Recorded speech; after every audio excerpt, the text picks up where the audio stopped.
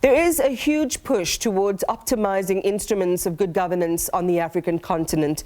Without them, how states are managed, how diversity and inclusion are supported, and ultimately how economies thrive depend on the stability that flows from it.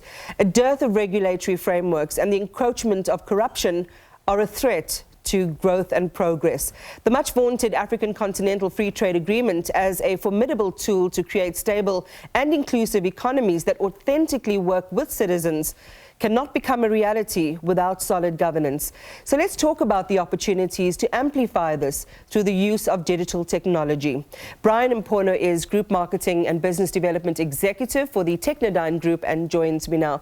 Thank you, Brian, for being with us here on The Full View. Let's just explore the fact that good governance isn't a nice to have.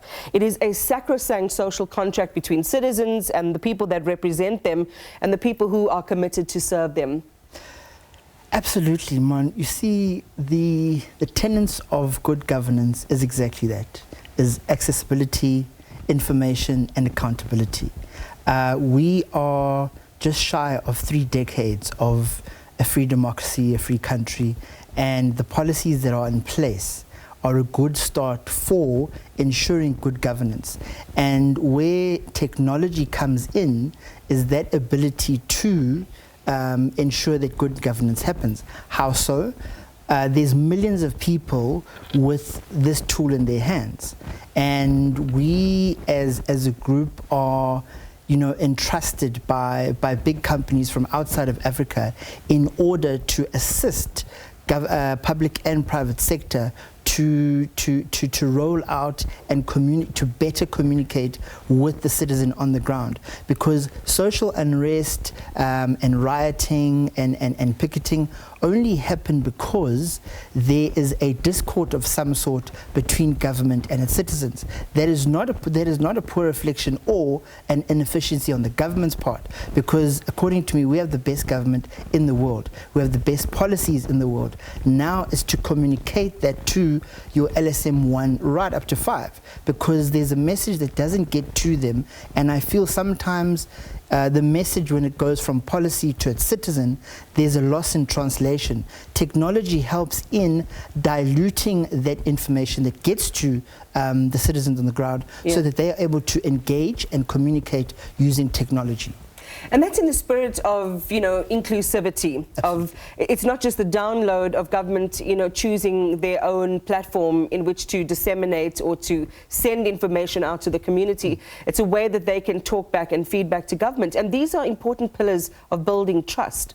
Absolutely.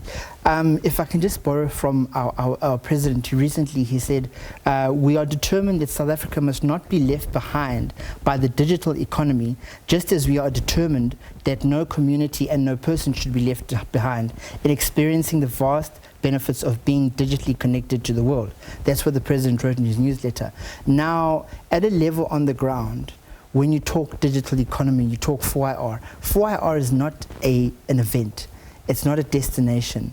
It is the 4th industrial revolution with various arms within it. You've got IoT, you have integration, you have SIs, which are system integrations. So our group sits on the back end of many platforms that enable institutions, public and private sector, to communicate information in real time. The problem is information doesn't get to the citizens in real time. That is where most of the challenge is when you talk digital economy. You find that the masses, they don't seem to know where to plug in because it's all jargon to them.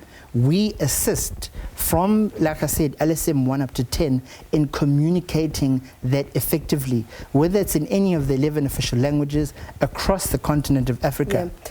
I mean, I want to talk practically how you do that, because you quoted something from the president just a short time ago. It's a message which jars or juxtaposes uncomfortably with the actions of a president who is surprised by certain things that he sees in the society around him, or by government ministers who are out of touch with the realities of the everyday lived experiences of people. So before we go to some real examples in countries like Kenya and elsewhere, where technology is filling in that gap, Just talk to us about, you know, our South African context, where there's constantly the sense of being disconnected and out of step with the people's realities.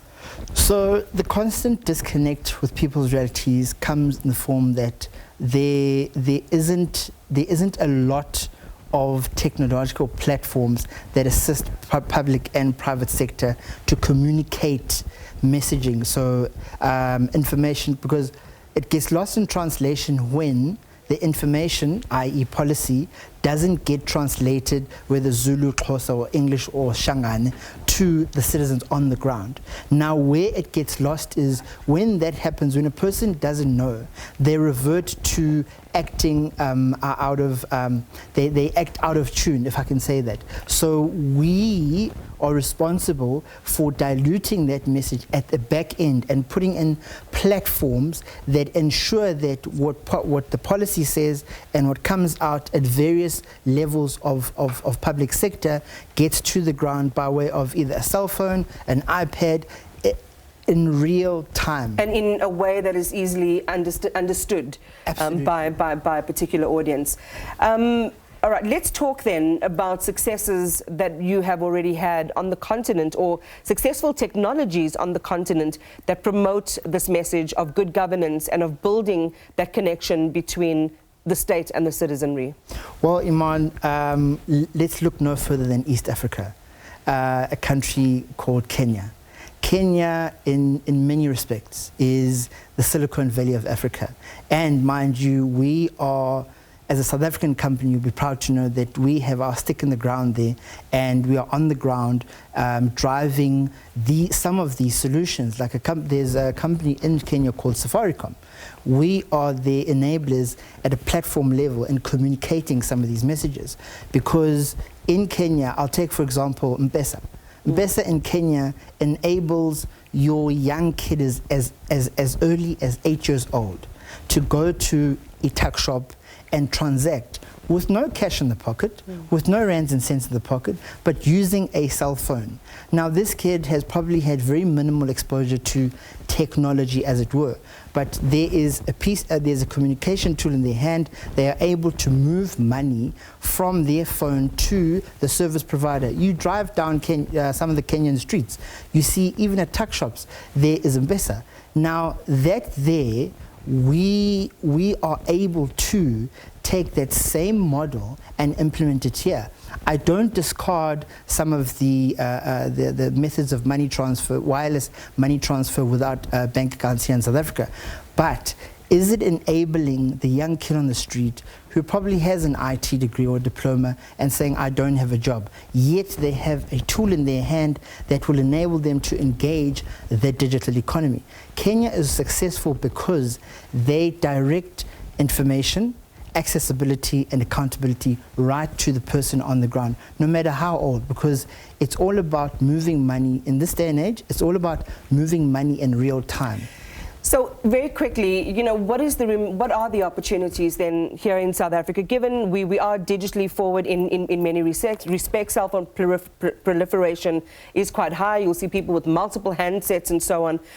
What is the opportunity to exploit these technologies better, both for the stability of our society, for information flow and for the enhancement of services? The opportunities are vast. That's the nature of the digital world. And one of them, speaking to good governance, is enabling our government to efficiently communicate to its citizens. How? At the back end. It's all, see, the key to a budding and positive economy and successful economy is its infrastructure. It's the same in technology. If you don't have a solid, strong infrastructure that not only enables you to communicate to your citizens, but that is also at a global competitive standard. We as a group have employed global competitive standards in Africa, for Africa. We have taken up global companies, and we are the biggest OEM distributor in the country. To enable, if I may tell you, we have what you call it, we have in-service programs in our own group that enable young kids to actively participate, because it's not just about having a cell phone in hand, but it's about the platforms that drive communication, accessibility, and the government to be accountable. So assisting the back end, so from, for example, an HR person is able at the click of a button to do an account of their human resources. When you look at banking, the messaging platforms, we sit at the back end of that. And it's all about, Iman, real-time transfer of information in all the 11 official languages instantly, because when you are not equipped with information, that's where you have riots, you have people protesting. Why? Because of service delivery.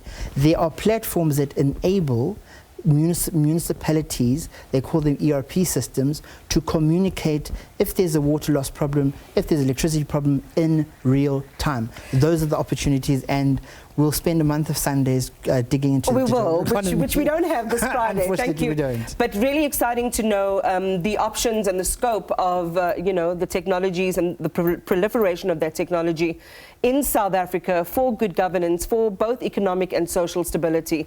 Brian Mpono is Group Marketing and Business Development Executive with the Technodyne Group. On that note,